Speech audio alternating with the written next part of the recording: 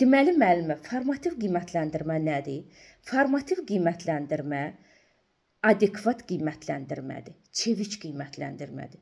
Formativ qiymətləndirmə şagirdi formalaşdırıcı qiymətləndirmədir. Formativ qiymətləndirmə şagirdi addım-addım izləyən qiymətləndirmədir. Formativ qiymətləndirmə şagirdi təlim nəticələrinə reallaşmasına götürən bir qiymətləndirmədir. Bax, formativ qiymətləndirmə dedikdə biz ilk olaraq şagird bu gün necədir və sabah necə olacaq?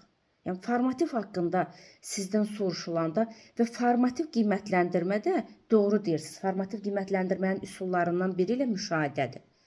Biz müşahidə eləyərək şagirdlərimizi məsələn orada formal müşahidə var, bir də qeyri-formal müşahidə var. Formal müşahidə dedikdə biz formal müşahidədə plan var. Əvvəlcədən müəllim planlaşdırır işini, meyarlar tərtib edir, o formada müşahidə aparır.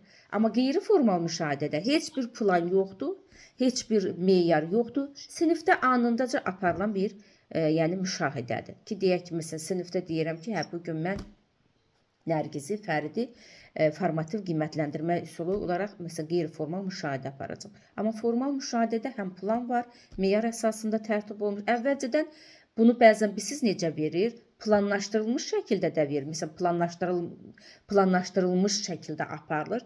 Bir də görürsünüz, məsələn, o cümlənin yerinə deyir ki, strukturlaşdırılmış qiymətli müşahidədir. Strukturlaşdırılmış müşahidə.